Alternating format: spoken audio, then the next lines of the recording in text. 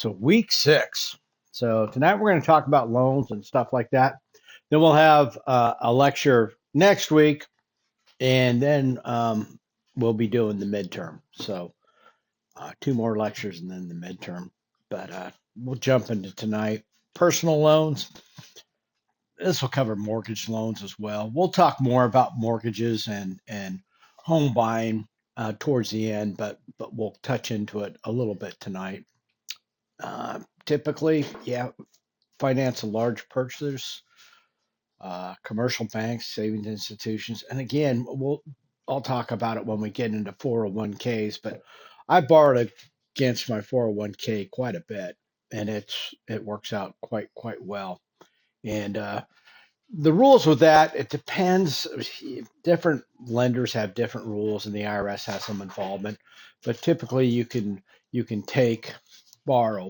Um, Up to 50,000. It seems to be the upward limit, but no more than 50% of your total 401k balance. But I did it all the time. There's no questions asked. I mean, you have the collateral, the money is there.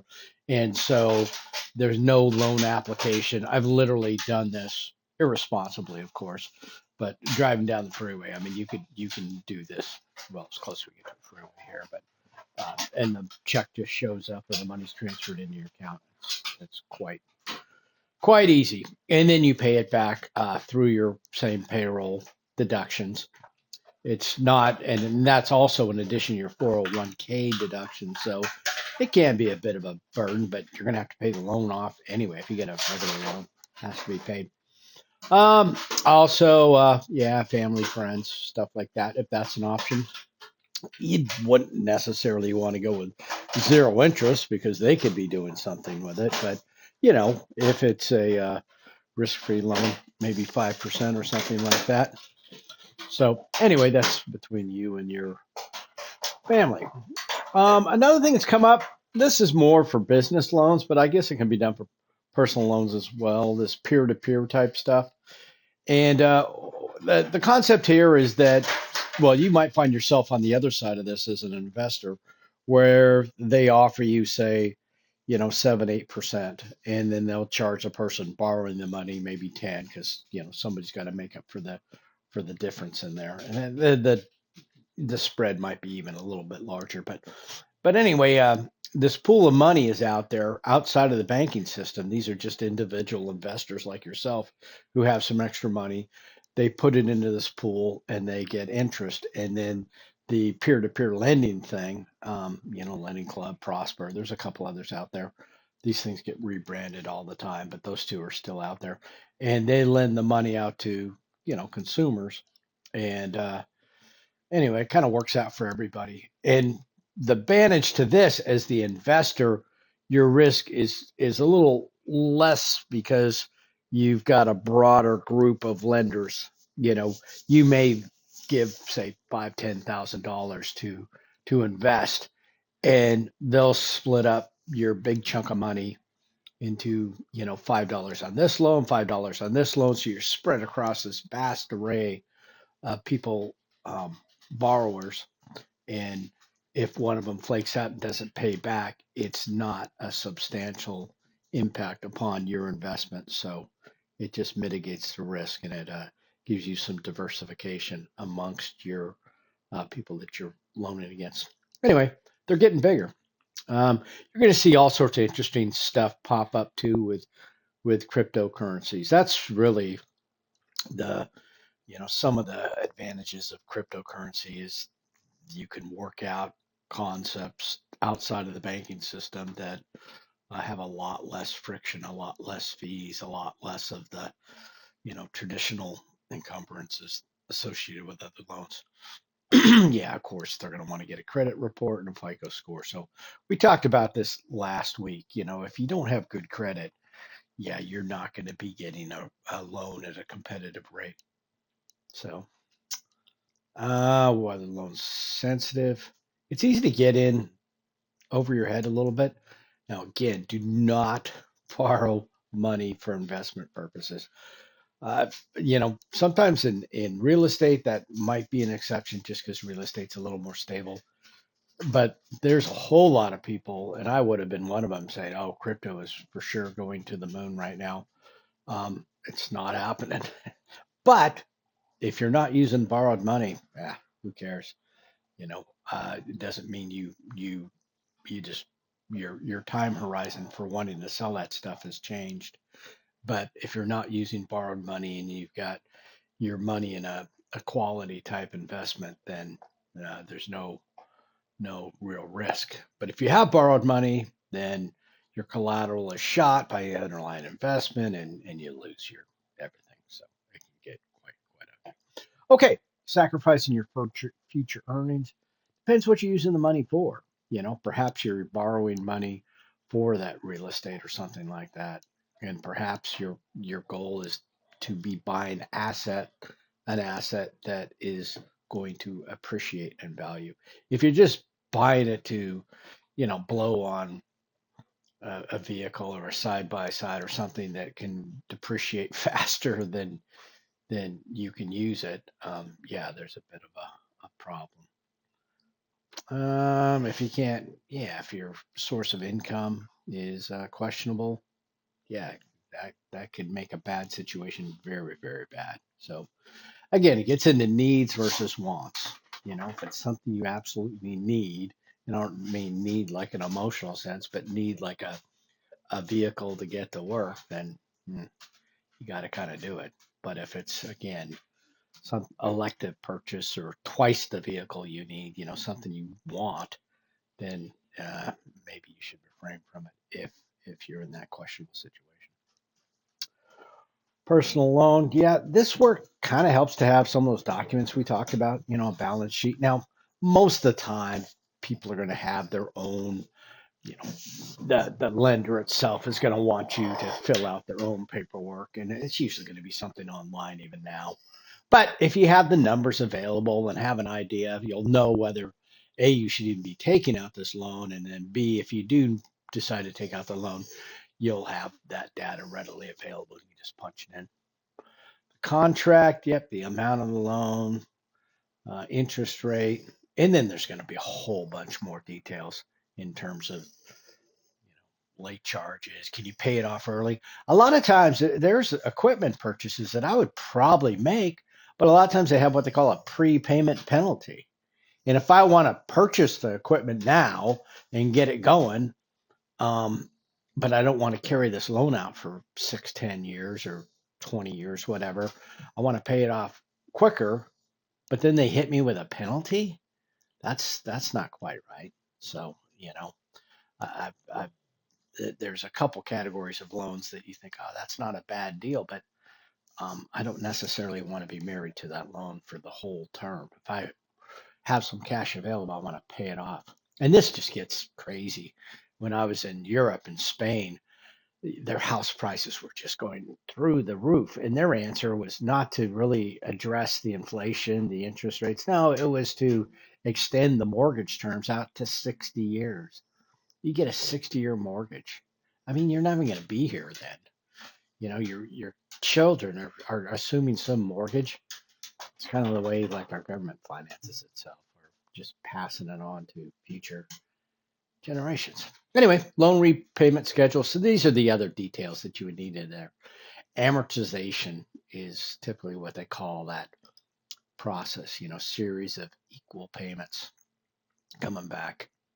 Principal and interest, the way we do loans in the States, and the French have got a different method, but in the States, we pay a whole bunch of um, interest at first and then principal later on. So if say you have a $100,000 loan and you go to pay it back, and since it's amortized, it's going to be equal payments. So you're paying off this, $100,000 loan, and let's say your payment is say $1,000, just to make it easy. For the first, payments through the first year, the interest is probably going to be, $995, and the principal is going to be paid down by like $5. And then as you get towards the end of the term, like if it's say a 30-year mortgage, by the 30th year, the interest is going to be about $5, and the principal that's going to be paid off is, whatever, 995. So the numbers, it's just the way they schedule the loans. If you're a homeowner, you kind of want it that way because the interest is tax deductible. And so you kind of, if you're going to have to pay the same amount in your payment, you do want it kind of front loaded with all the interest because odds are it's a 30-year mortgage. You're probably going to sell that home and close out that loan at a certain point. So anyway, maturity, longer maturity, lower payments, more interest paid over the life. Yep, yep. But again, they'll freak you out when you look at the details. You go, oh my God, I'm paying so much in interest, and by the end of the loan, I will have paid off, $200,000 for this $100,000 loan or 300,000. But you got to keep in mind if it's a 30-year loan, given inflation over that entire time, that $300,000 is not nearly as impactful as it is now. When you have to come up with that money 30 years from now, I remember when I was growing up, my parents' mortgage was $133 just because, it was such an old loan. So anyway, those examples will change. Collateral, this is what backs up the loan. So it's what makes it a secured loan, backed by collateral. Unsecured, not backed by anything. It's like a credit card loan where they don't have anything tied to it. They can't come seize all the pillows and crap you bought at Target. If it's a secure loan with a car, oh, they'll come tonight and get that car if you quit paying on it. So co-signing, don't do it. So co-signing means the scenario is, let's say, you got this friend, complete flake, good guy, but, just doesn't pay, has a horrible credit rating. Well, they go and buy a car, they, they don't qualify. They're like, no, we're not giving you the loan unless you get a co-signer. So what happens with a co-signer is that co-signer in the event of that person defaulting, they come to the co-signer and they have the full ability to reclaim the debt. So let's say you agree to be the co-signer, because he's a good friend, but true to his nature, he flakes out, doesn't pay the loan. Couple, years into it, all of a sudden you're hit with all these charges and they want that entire loan back. They want to trash your credit unless you pay off this loan. And oh, by the way, your friend probably, flaked out for several months before they let you know. So there's probably extra service charges and things built on. And you're like, but it's my friend who's got the car. Your friend doesn't even exist to the credit agency anymore. The bill collectors, the dog, the bounty hunter type folks, they absolutely, and they're like, your friend's a flake. We're not going to try to collect anything from him because he's proven that he doesn't pay his bills.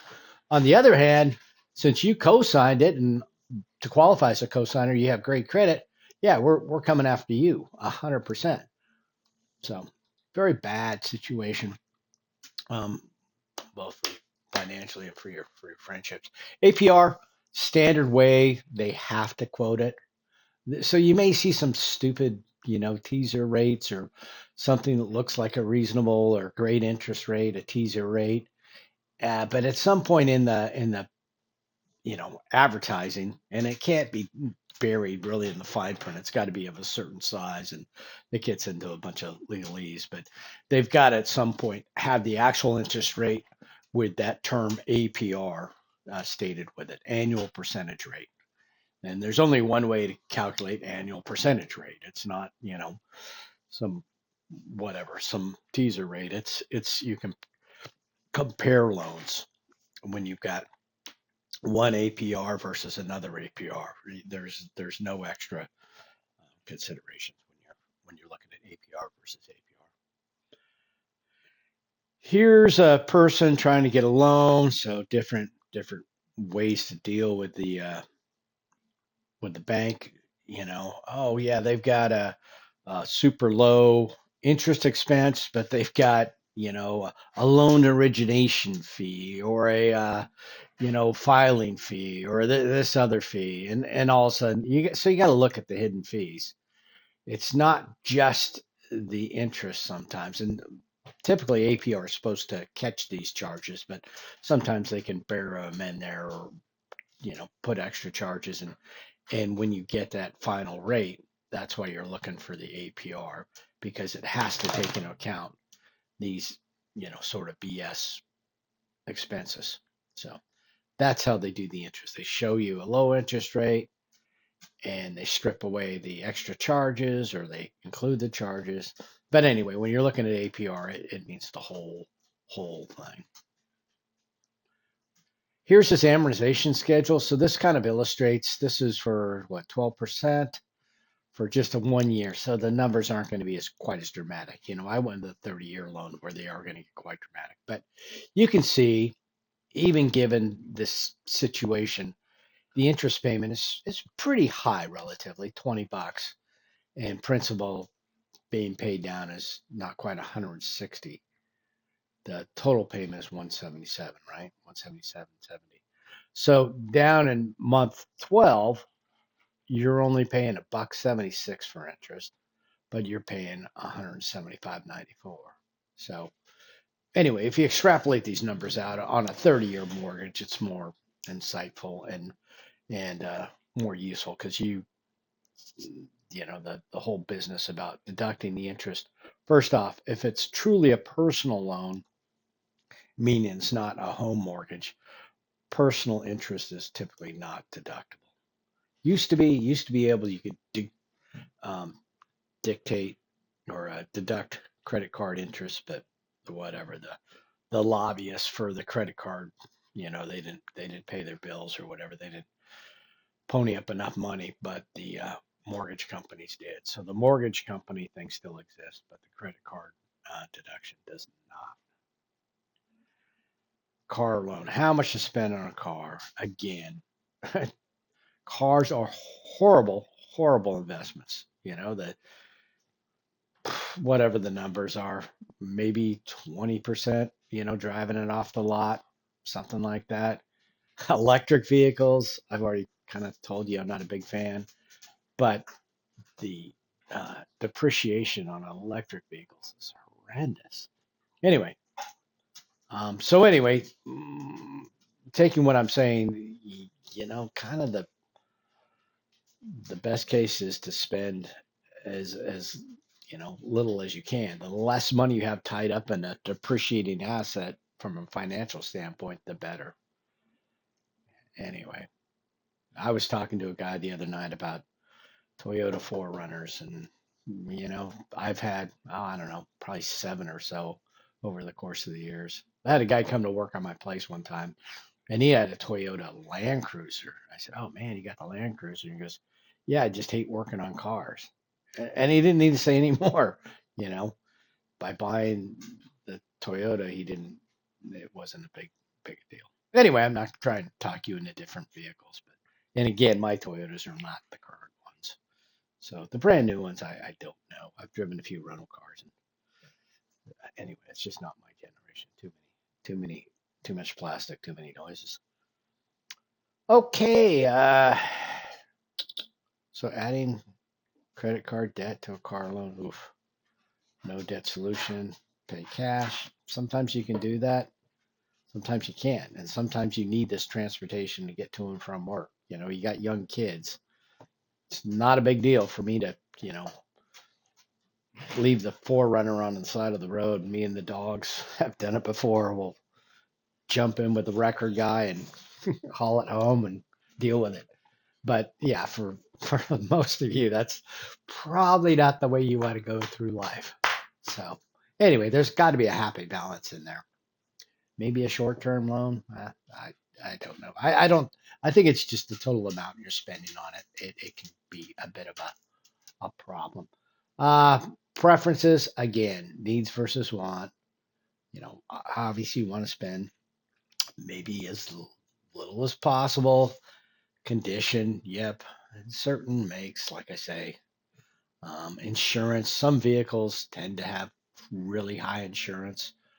I forever. I had a Dodge Challenger when I was growing up, not like the new ones. This was, I think the older ones are cooler personally. But anyway, I had the Challenger rather than the Cuda because the Cuda was considered a sports car and the Challenger was just it wasn't in that class. So the insurance was half the rate. Um, Resale value, it doesn't really work in Alaska so much. People either overpay or underpay. And the car agencies, they got kind of the big car dealers got kind of frustrated with some of these agencies, so they basically bought them. Edmunds, Kelly Blue Book, they're not as independent as they would appear. So if you see high prices and whatever, there's the dealers have a lot of input in the prices there. Repair expenses or basically unrepairability. If you have an electric car and something flies up, as it does, and hits the bottom, hits that battery pack, that's going to leave a mark.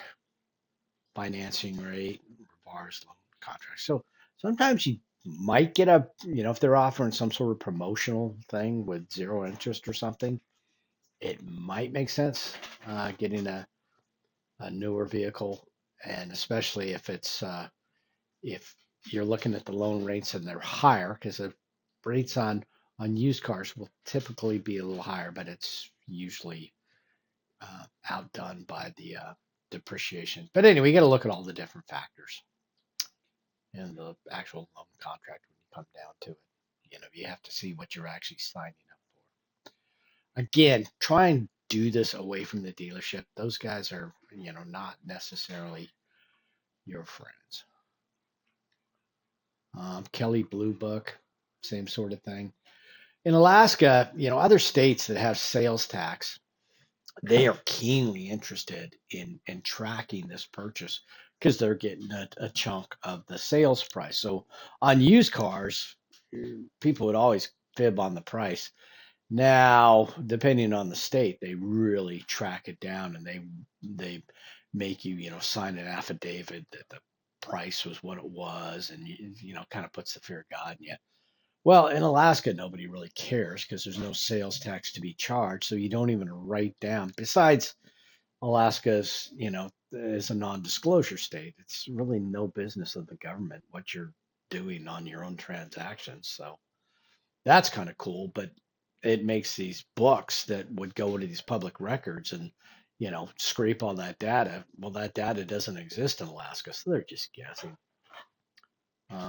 Yeah, isolation, uniqueness. I find some great deals and some horrendous deals, and so it's hard. And buying them like off marketplace and stuff. There's scammers, and then there's some great deals. It just depends. Um, Here's this girl. She's buying a vehicle. She's looking at the resale, which is good. Looking at the repair expenses, looking at the insurance. So all things, in addition to just the car.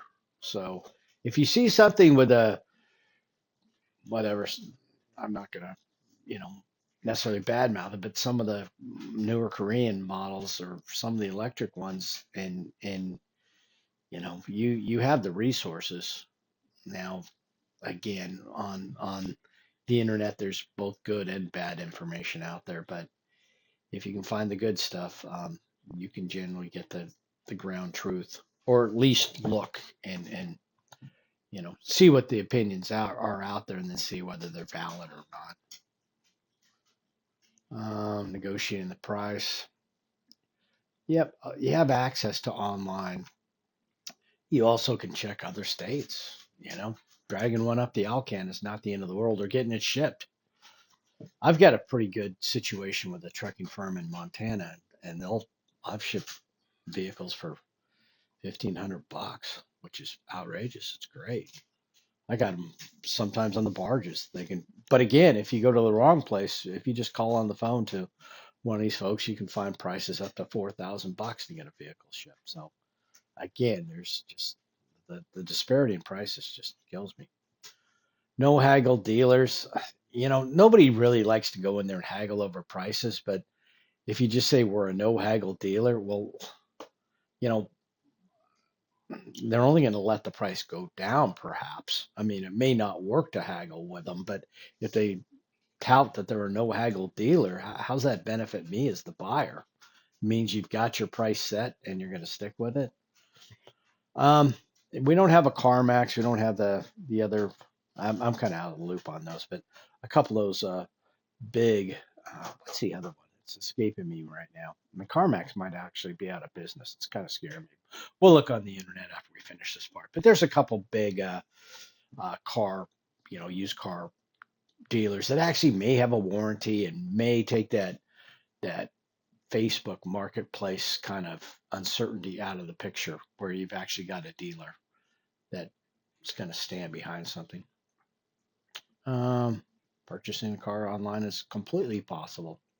You will find some guys like Subaru dealers. I was comparing prices one time. My daughter was looking at one, and I called down to Seattle and he said, "Yeah, you live in Alaska. We aren't going to deal with you. You have to go to your local dealer." Again, how's that benefit me? It's just seemed arrogant, pretentious, everything else. So we didn't buy that. Financing decisions. So yeah, know how much you can want to spend. Don't let them trick you into going, well, we'll finance it over 10 years and we'll get the payment way down for you. No, that's probably not what you're looking at. So they'll try that one. And also consider that not only is the car going to be worthless by the time you pay it off, but near worthless, but your maintenance charges are going to go up considerably. Let's say you're an average person, and I guess average person now means you're paying $700 a month for a car payment. If you're doing that, and that always seems steep to me, but if it's like a 6-year-old car now and you're still paying the $700, plus you got this 6-year-old car and you're having to do all kinds of maintenance on it, that's even more expensive, and it's not the new car you once had. It's not under warranty any longer. Yeah. Anyway, this is different for this year. You'll notice when you're doing your taxes this year or however you do it, if you've got a car up to 10,000, which would be a lot of interest. So I don't think most of us are going that high. But anyway, the whole interest rate deduction, so that deductibility, it's almost like a house. There's contingencies, obviously after. So in 2025, had to be new. So they're trying to, stimulate and get people to buy them. But again, this might lead to people buying more new vehicles and personal use and eligible and final assembly. So you'd be surprised. I think all of the BMW X3s, like worldwide, are built in the Carolinas. X5s.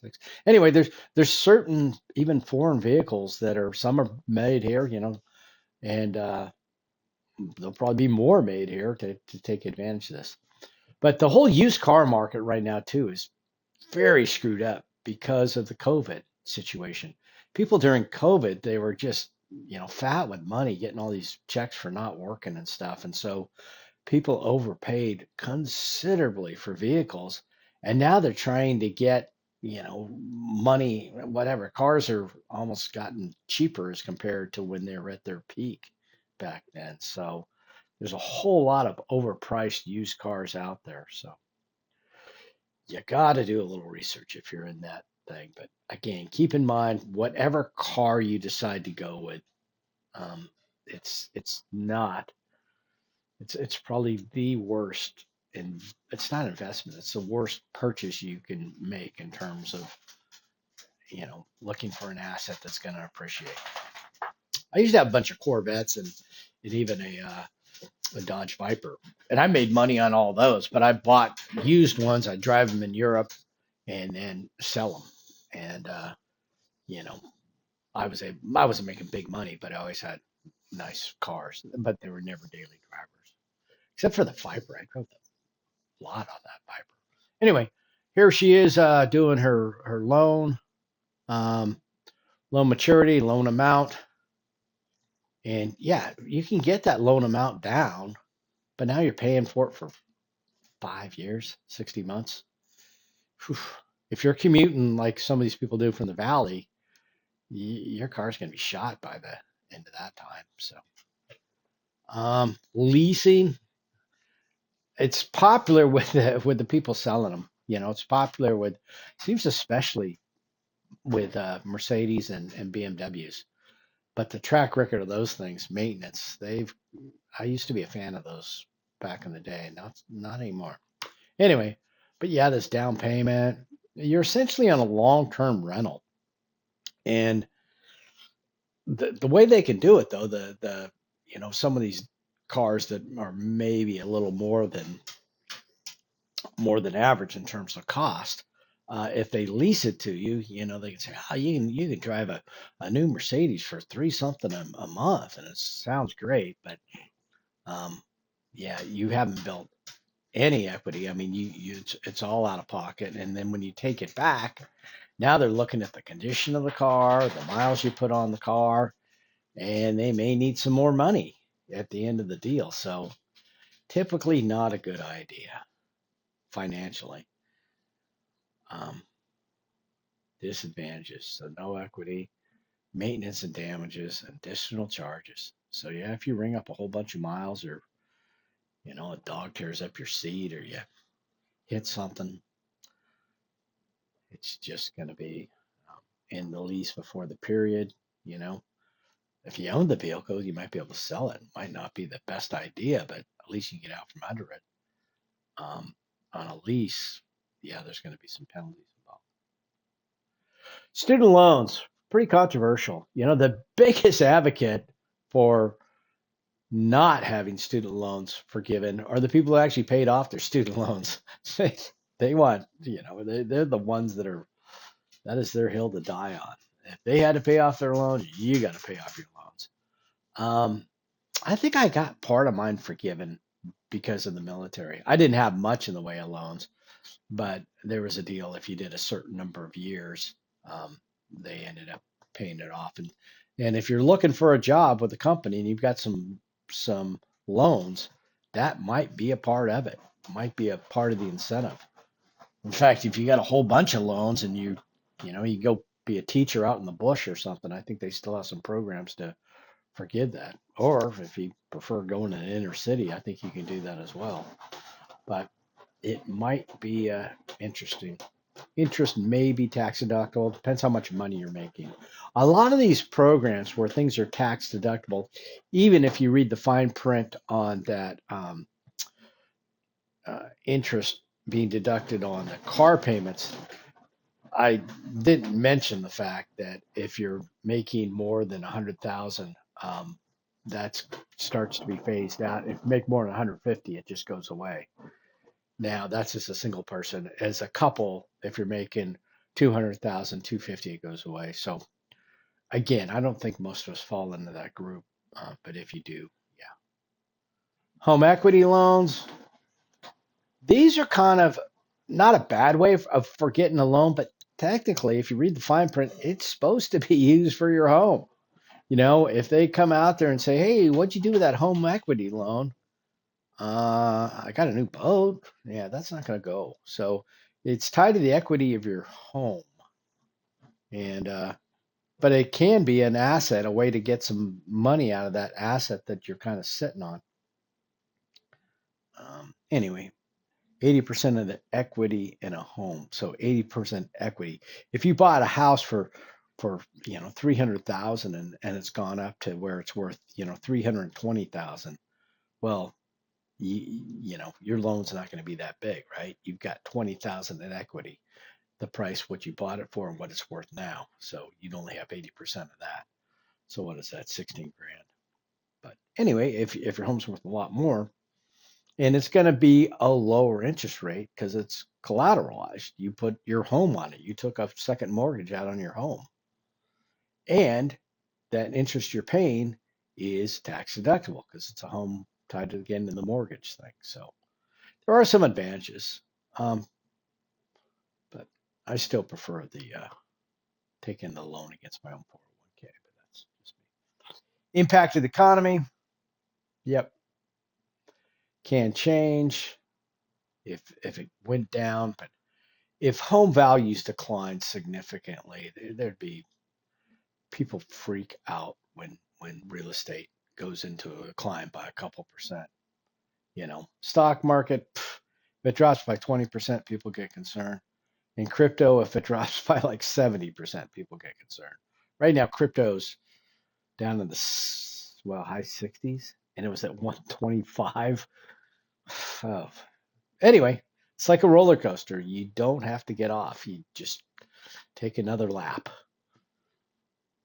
Interest rate on home equity loan, yeah, typically variable. Um, Up to 100,000 is tax deductible, so again, a bit of a limit there. And variable interest rate loans are, I've taken them out before for actual home mortgages, and we'll talk more about that. But sometimes that's an interesting, you know, strategy if you've got a bit of a risk tolerance, because if the interest rates go up, your payment goes up. The interest rates go down. Um, Typically, they set an interest rate, and unless the interest rates go up, it doesn't change. Payday loans. Okay, things have gone wrong here. Your life is, if you're taking out paycheck loans, payday loans, um, the cost of financing is outrageous. And the way they work these things, they evade the usury laws. They just have different fees, and it's all kind of legal and whatever. You would typically, if you looked at this, you'd say these are predatory. They're taking advantage of people who have got real problems. But again, you're not the one that's in this situation that's that desperate, that's got this emergency, and now is being denied the loan by some, in their mind, do-gooder who doesn't. Anyway, it's a confusing situation. But when they're saying credit cards are a better option, you can tell that a payday loan is quite expensive. When 20%, 25% on a credit card seems like a good idea, yeah, payday loan is probably worse. Purchasing a home. Now, this, on the other hand, unlike a vehicle, this is actually, you know, probably the best financial, in terms of the asset, it's an asset that's going to appreciate, hopefully, in most cases. With a vehicle, yeah, a vehicle's going to depreciate. But anyway, if you can manage to buy a home, and again, I've always was able to own a home, just, I don't know, it's just, not everybody's in that situation now. Things have changed a bit that I don't need to, dwell on. But anyway, if you can buy a home, the tax code and just your life and everything else is kind of enabled. They've kind of got the best deal there for those folks. Anyway, typically you need 10 to 20% down. Um, Fixed rate mortgages and 30 years are standard. So fixed rate meaning that it's not that variable that's going to go up and down. And 30 years is pretty much the best term, and it's also the most utilized. Um, then they get into some of these rules of thumb that change because people don't quite make as much, and the home values have gone up through the roof. So um, if you're saying, yeah, no more than 2.5 times your annual gross, so let's say you're making 100 grand, you can spend no more than 250,000 on your home. Good luck. You'd have to move to Kentucky or something, and then you're not going to be making 100 grand. So anyway, these numbers get jumbled. So these are the old standards that they used. 28% of your gross monthly income. Yeah. Um, I've paid quite a bit in mortgage, but I've got investments in my mortgages as well. So mine is significantly higher. But anyway, um, but it depends what you want to do in life and where you want to put your money. Monthly debt payments should not exceed 40% of gross monthly income. Hmm. Yeah, I, these are the numbers that they've been quoting. I think I'm going to have to probably revise those because they're just not realistic for most people. What is the market value? Yep. Closing cost. Affordable monthly.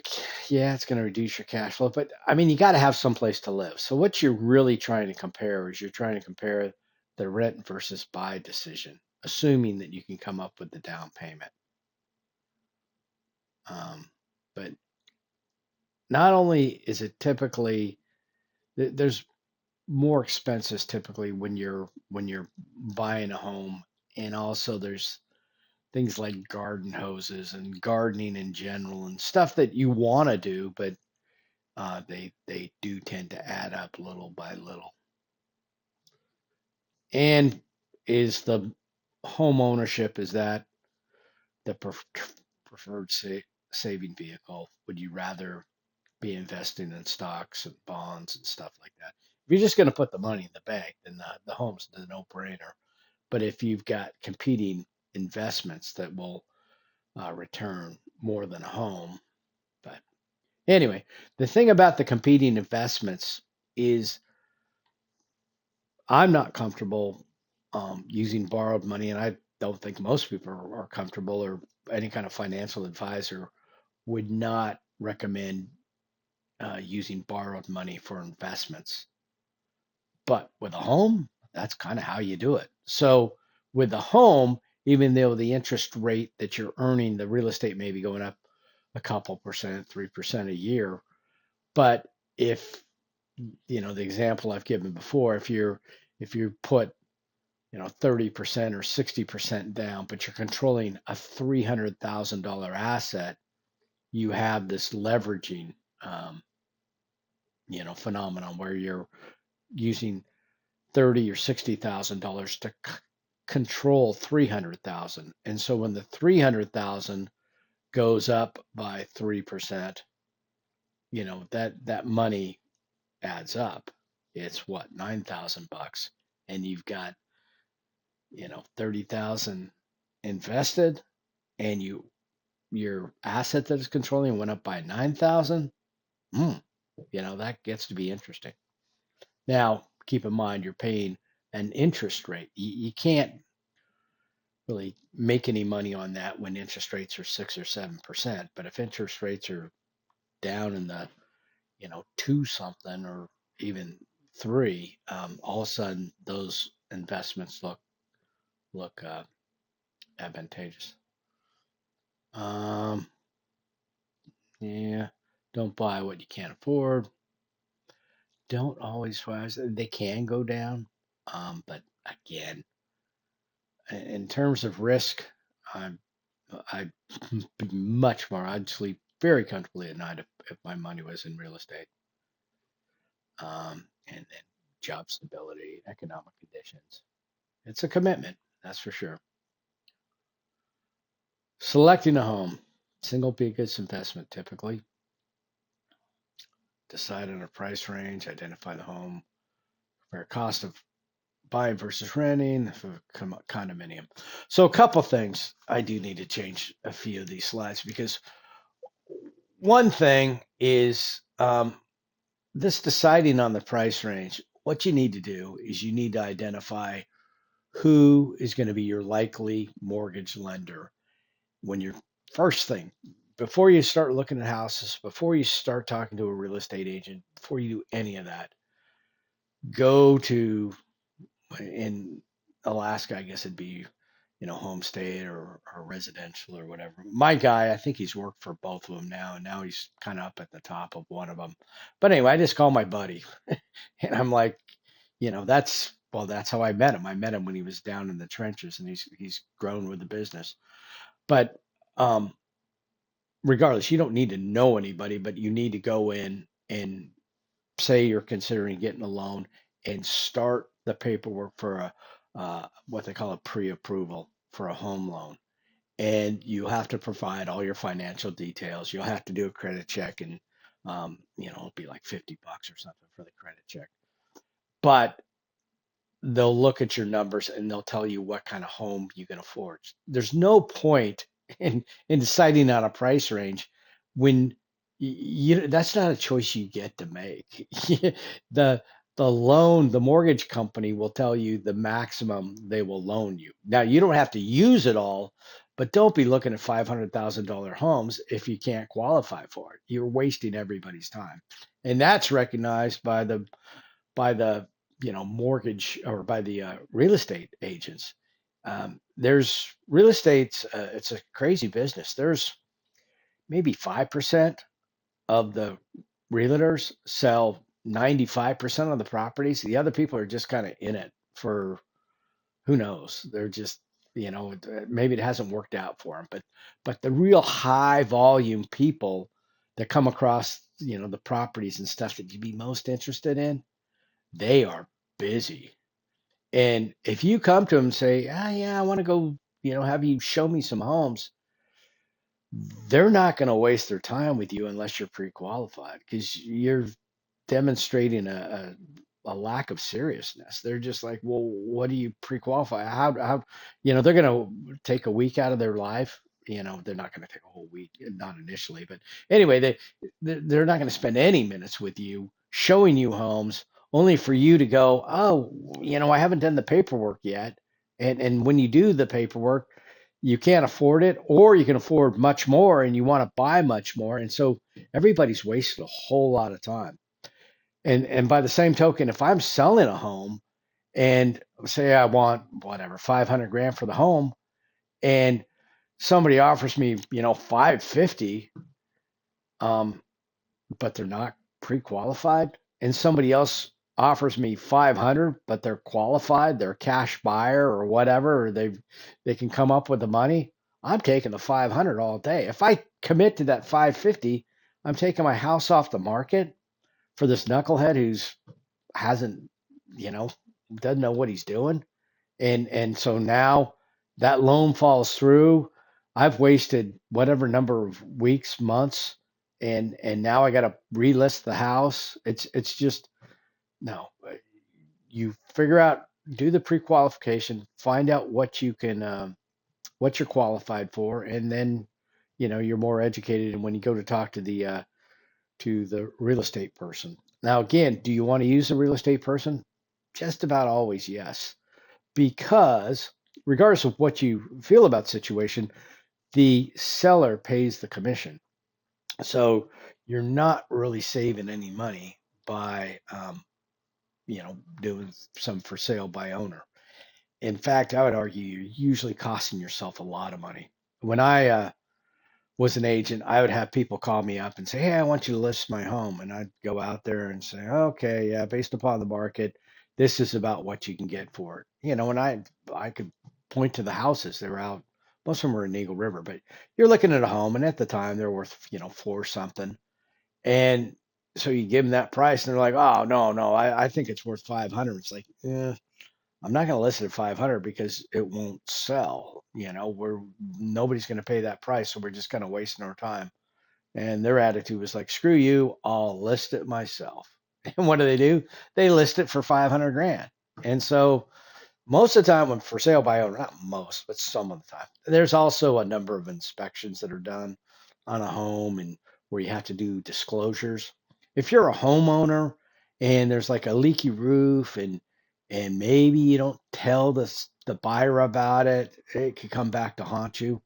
But if you're have it listed with an agent and you've got a leaky roof and that agent knows about it, he is absolutely going to disclose that, because if he doesn't, he is going to get sued and he will lose. And so it's just not worth it. The person will lose their license.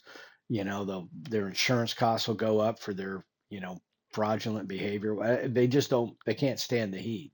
The the buyer is gonna win, and that's just known. So you have a little bit more protection. I've dealt with people who have bought homes and simple things. The pump doesn't work and other stuff that would have been inspected had it gone through a regular transaction. So anyway, I'm not trying to shill. I, for the most part, don't really care for, lawyers and real estate agents are pretty much they occupy that same space in terms of ethics.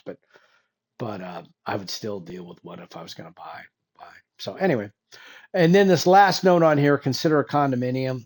Again, maybe this is just an Alaskan thing, but I had a number of clients who um, lived in condo, were trying to sell their condos, and a condo, just to give you a brief description, in a condominium, you own it, but you only own from the paint inward. You don't own the parking lot. You don't own the you just own the interior, the carpets, and the structure on the inside, but everything from the paint outwards, that's part of the condominium association, to include parking lots and the rest of it. So kind of cool, although you're living in more or less an apartment, but you don't have to deal with shoveling snow or gardening or any of that.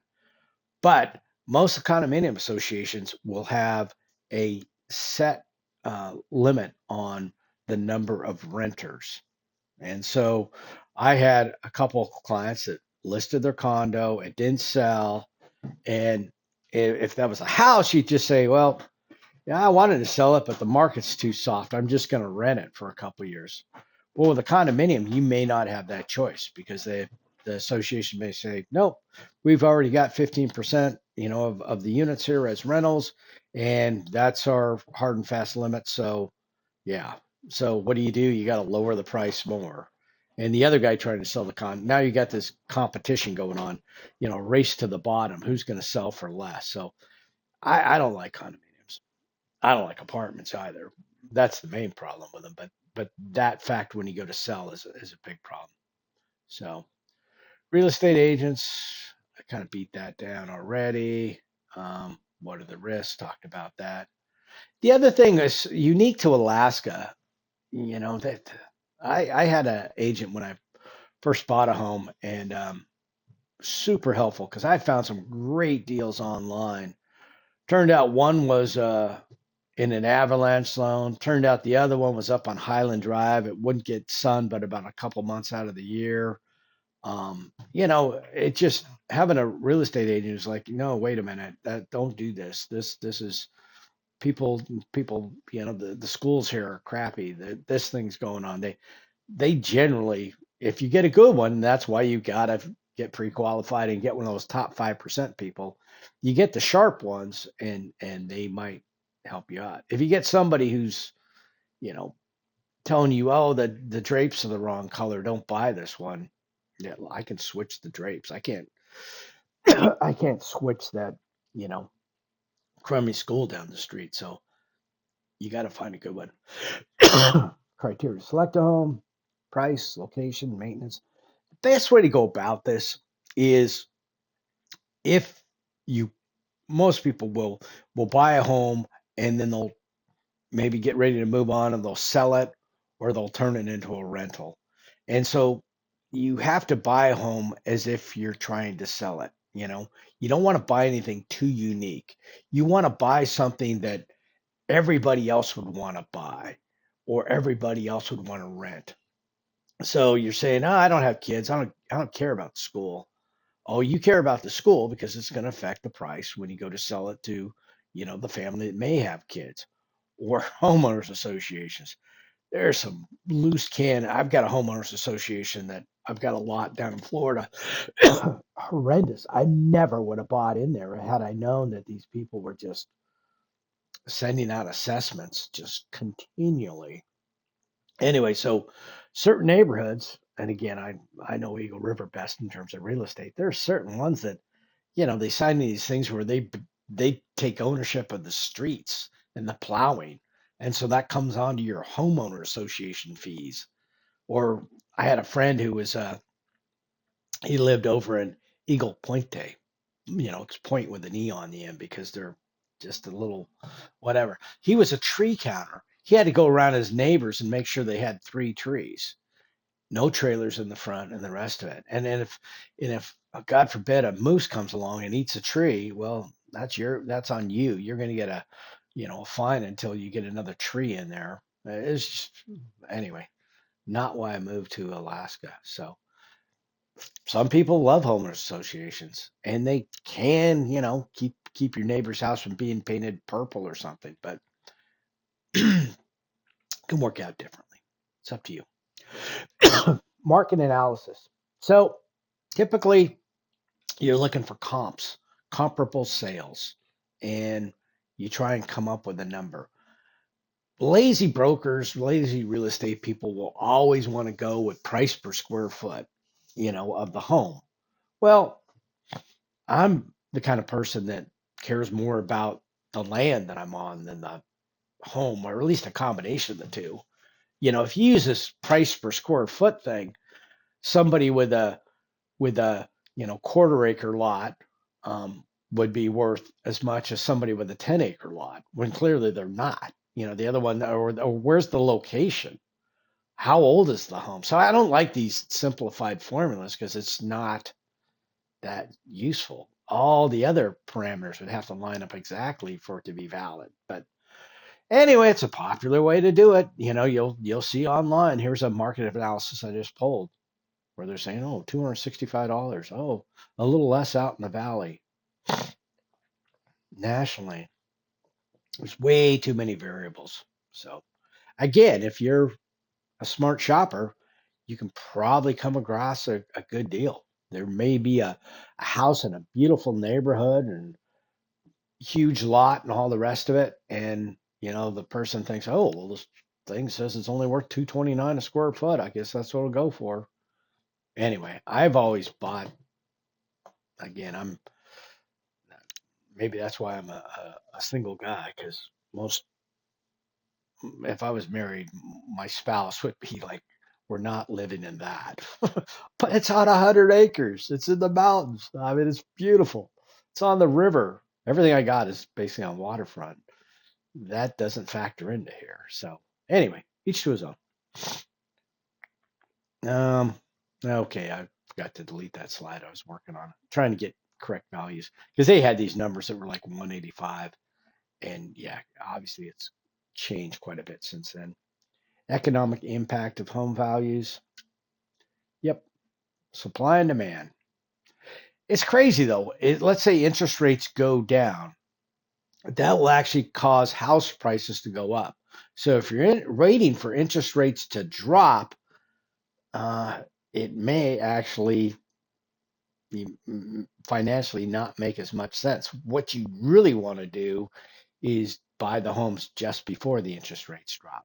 Because once the interest rates drop, now you got a whole bunch of new buyers coming into the market, and there's a finite supply of homes. And anyway, it's trying to forecast market timing, very complex, but just when interest rates drop does not mean that's the cheapest time. It's the cheapest time to get the loan, but sometimes the prices go up. It's crazy. This is what they're trying to show here. Demand for homes goes up, prices of homes go up. Demand for homes goes down, prices go down. So it's economics. Supply and demand is what drives most all economic things.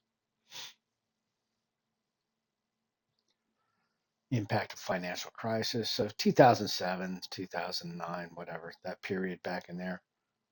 Yeah, people defaulted, prices, come up with some silly acts, although nobody went to jail. I mean, it's just crazy. Lessons.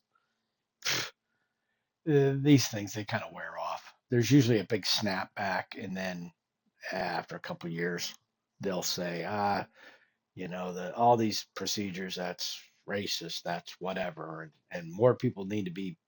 And so, sure enough, the standards go, financial standards go back down. And anyway, they did make it longer, and obviously, big data now. Um, you're not gonna sneak anything through. They there's a lot more information out there on you. Businesses, zoning laws, yeah, definitely. Lack of zoning laws to a certain extent too, um, but kind of in the same league as it's just something you need to know. You do not want to find out that your neighborhood is right next to um, a business that might be built up. But again, the planning departments and the borough and stuff, they generally have a master plan. You can maybe take a look at. Um, Second opinion evaluation. Yeah, the brokers do represent the sellers. You are going to get an appraisal at some point in the process, but it's not as valid as you would think because the appraisers in a perfect world, you would think that they would not have access to the price you're offered, but they do. They know exactly what you offered. And so when the appraisal miraculously comes in at what you're offering, it's no real shock. That's kind of why I buy raw land because it's the most volatile and the most nobody knows what it's worth. If you're buying a home in an established, subdivision, um, it's there's some certainty. There's lots of comparable sales. It's pretty well established what things are worth.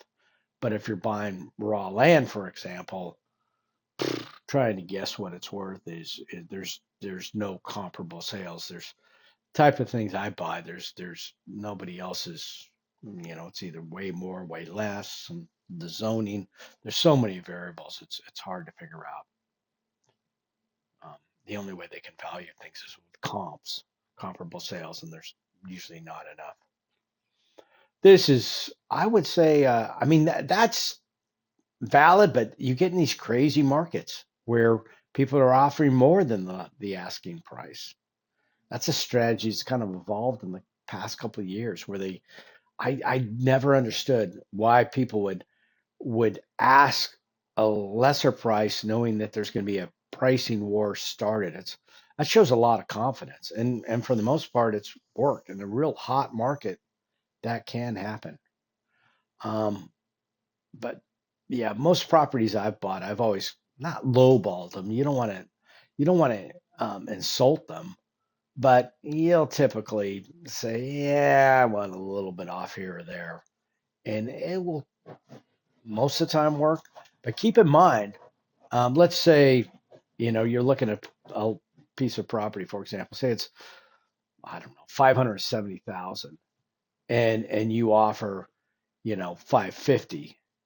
And once you've offered that 550, anyway, one offer negates the other is what I'm trying to say.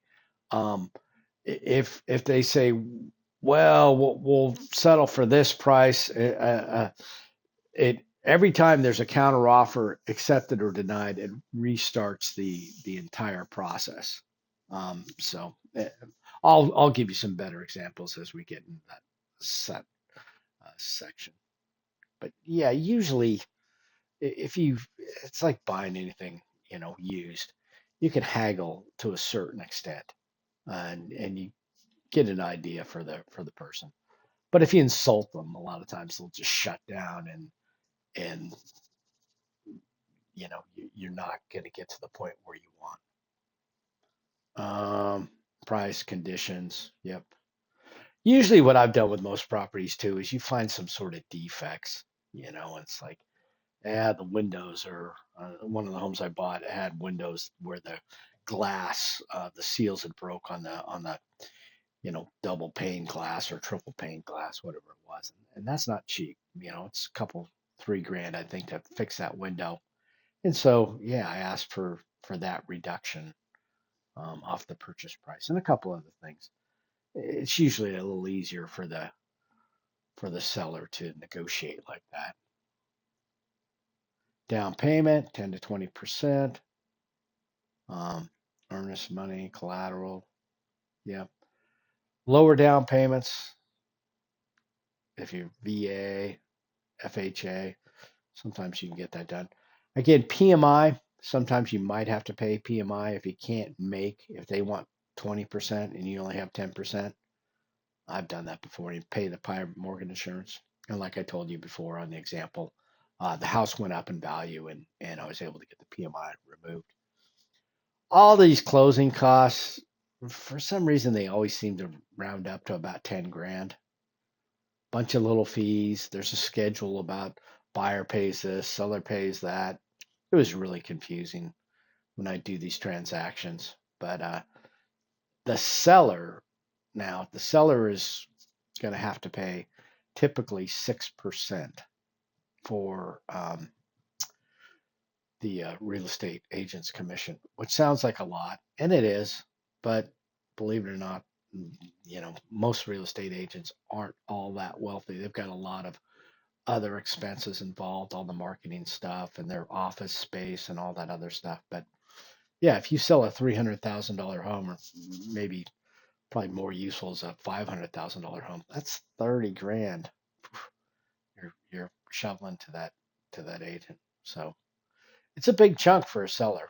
The for sale by owner, if you're the seller, it might make more sense. It might be a decision point. But if you're a buyer, um, yeah, they're paying the commission.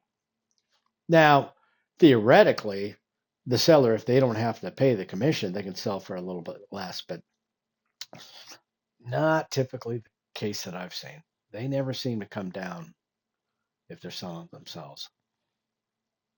Uh, Fixed mortgage rate, typically, it you know, preferred interest rates interest rates are expected to rise. Most people, the housing market's pretty slow right now because interest rates are kind of high. If interest rates are low, then most people are going to be looking for a fixed interest rate because they're like, oh, I want to lock in these low rates. Now, if interest rates are high, mm, yeah, assumable under some conditions. I've never been able to, for some reason, every time I've wanted to assume a loan or sell a home, I've never met these conditions. So they seem pretty elusive to me. Amortization table. This gets back into the same thing we're talking about with the interest rates, although they're going to have them probably for the 30-year mortgage. So it is going to be a little bit more dramatic. So this is more what I'm talking about. See, here's their payment. They're going to be paying payment's going to be 537. Of that, for the first year, the principal's only going to be 120 bucks, but interest is going to be 417. So 417 out of that's quite a bit. But down here, look at the 360. That is 30 years, 12 months. So 360. The last month, 534 is principal. It's only $3 is interest. So if you're going to have to pay the interest anyway, most people would want to pay that interest up front and have that tax deductibility. And especially if you're going to be selling, at the halfway point or so, yeah, why not pay that interest on the leading edge? And you're not missing out by much tax deductibility at the end. Uh, yeah, this goes without saying. The larger the mortgage payment, higher interest rate, higher interest, obviously. Um, so same sort of details again, but just over an annual basis. There, they're showing it graphically. So very little interest, very much interest.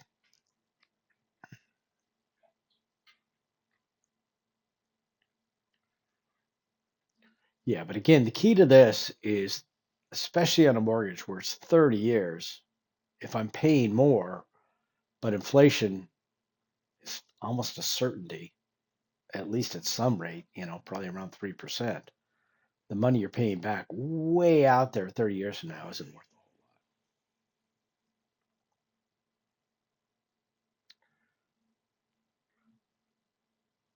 Here's just some sample rates. So 5% interest rate, 30-year mortgage. So if you buy a $300,000 home, you're looking at about $1,500 for mortgage. Now, again, into that amount, they're normally going to have escrow payments. Escrow means they'll fund an account, and in your loan payment, or that's not your loan payment, but your mortgage payment, they'll also the mortgage company, Wells Fargo, Freedom, Chase, whoever, will pay your insurance and your taxes on your behalf. They're using your money. They really, since they essentially own the home, you don't really own it because you got this huge mortgage. They want to make sure that it doesn't get, foreclosed on for lack of insurance or lack of taxes, and they want to make sure if it burns down that their house was insured. So they'll go ahead and make you funnel the money to them to pay it. And so these mortgage calculators are good at that because they tick in some of these extra charges. Bankrate.com, we'll look at them in a minute. So this is why when interest rates are lower, here you're buying, spending the same amount of money, but you know, 477 payment versus 734, and that's for 100,000. So if you're buying a $300,000 house, you get up around 1,500. You buy this one, now you're about what, 21, 2,200 each.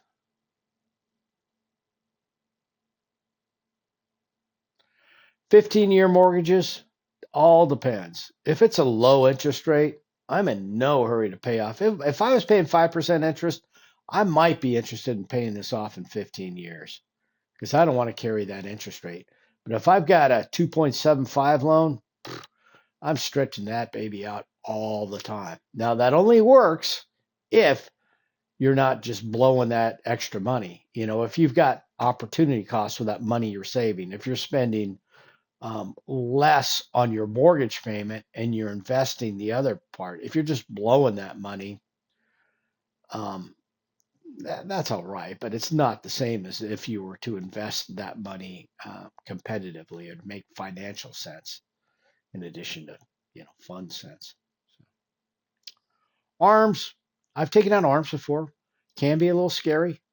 But if interest rates are, I did it in Europe and I was buying a home and I did a kind of an unconventional loan. I just took out a 10-year mortgage on it, which is pretty accelerated, but they had a great rate at the time. Interest rates were a little higher and my rate was, again, below 3%, but it was an adjustable rate mortgage. So I kind of gambled a little bit and I was lucky. Paid off that loan in 10 years and paid a very low interest rate. The reason why the lender can give you a lower interest rate in an ARM is because if interest rates don't work out, if the interest rates go up on a fixed mortgage, that mortgage, they got to suck it up. You're getting a great deal on a low interest rate when interest rates are gone up higher. On an adjustable, if interest rates go up, they don't have that risk exposure. They just up the interest rate on you and you pay more. So now there are limits, and you have to read the fine print to find out what these are on your particular loan, but it could go up by, I think it was no more than 1% per year. And, they can't just double the payment overnight, but they could double the payment over a series of years, certainly. So it can be a little scary. And they kind of tried to discourage those since the financial crisis. This really wasn't what caused the problem, but anything that's at all sketchy, they've been kind of against. So, to initial rate relatively low, determinants goes up. Yep, and the frequency of rate adjustments. It was specified. It was tied to a rate. The LIBOR, the London Interbank, whatever rate, and it would go up and down based upon that. There's typically a cap. Yep. Depends on your expectation and your risk appetite. If you're paying your mortgage comfortably, you might take out the ARM, the adjustable rate mortgage. But if you're just on the cusp of not being able to pay it off, and if the interest rates go up a little bit, now all of a sudden it's unaffordable and you get foreclosed upon, yeah, don't do that. But if you are basically investing and you can handle the worst case scenario, then maybe it makes sense. Renting versus owning. So yeah, when you own it, you come up with the down payment. So, if you say have 40,000 bucks you're putting down payment, you got to look at, well, if I had that $40,000, if I invested it, now would you have really saved and invested that if you weren't saving for a down payment? You're probably more disciplined, so that might be a false dilemma. Mortgage payment, yeah, that's going to be paid. Closing costs, that's kind of lost money. Maintenance on the home, taxes, insurance.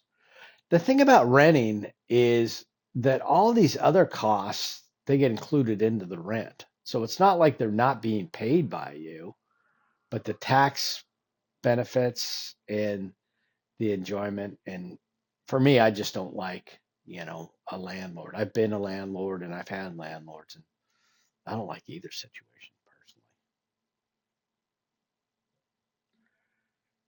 Graduated payment. Yeah, they have some of these that slooped up and balloon mortgages. Now we're getting into stuff that they really did back in 2007 that they really frown upon. Now, if you go to apply for one of these loans, they kind of want to know why.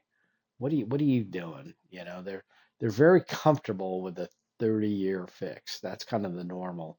And when you start asking for something different, they kind of raises their, you know, concerns. But if you can easily qualify, then do what you want. But if you're on the verge of not being able to qualify and you're trying to get in on something that's maybe demonstrates that you might not have the funds, um, interest only. These, this is what really got a lot of the people in, where they had, you know, what they called ninjas, no income, no job, no assets, and they're buying homes. And they're able to afford it because, they're fudging the paperwork and they're paying only interest and they're flipping the homes. That all worked until it didn't. And then the home values went down. And for the most part, these people just walked away. But they were only paying interest, so they didn't have any principal tied up. They were buying them for zero down because real estate can only go one way up. Well, that whole illusion, that whole myth was dispelled, and so things changed after that. Refinancing, you have to look at where interest rates are. They have to move by a point or so before it makes sense. Again, this is where it helps. Maybe, I've got a friend, his wife works for Rocket Mortgage and big national thing, and I don't deal with them. I deal with my buddy, you know, and I can call him and say, hey, I'm thinking about refinancing. We like, yeah, no, it doesn't really make sense right now. That's where it helps to have sort of a relationship, and it doesn't take long to build that. If you're going to somebody local, um, my guy's always, anyway. But I've refinanced, a couple times if it keeps going down. Um, and then when it finally gets down pretty low, then you do that final refinance and you ride it out. So rate modification sometimes if there's some sort of duress situation. Um, but yeah, this is what I'm kind of asking my buddy to do. Going, does it make sense given all the costs involved? And generally, it's got to be over a percent for it to make sense.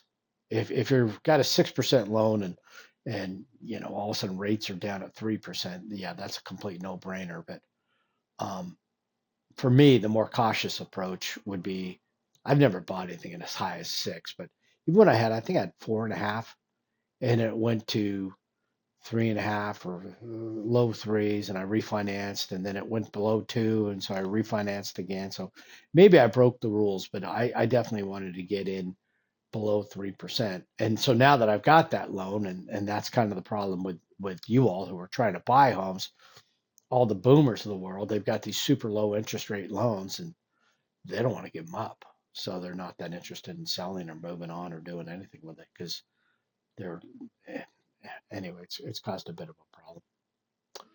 Oh, yeah, I was going to do homework tonight, but I took the dog out. I got her a new hat.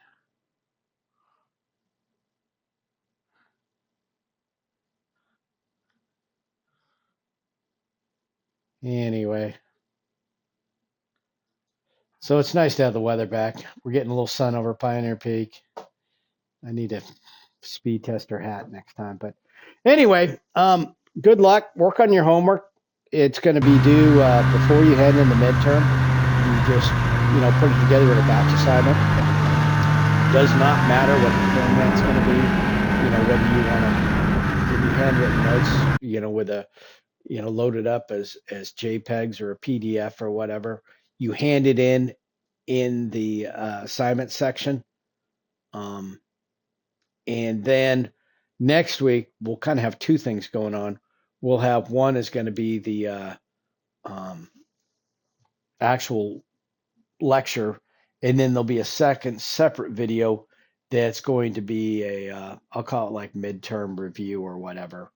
And I'll be going over the highlights from the actual midterm, but I'm not going to read the test to you or anything, but we will narrow your study focus down to the most relevant points. So, there's certain things, there's a lot of things that, are kind of interesting that we talk about here, but it would kind of present a problem to you if you're trying to get your arms wrapped around it for what is he actually going to put on the test. So I will focus you onto what is actually going to be um, number one, relevant, things you need to know, and therefore those are the things I put on the test. So you'll be in good shape and hopefully not too stressed about that.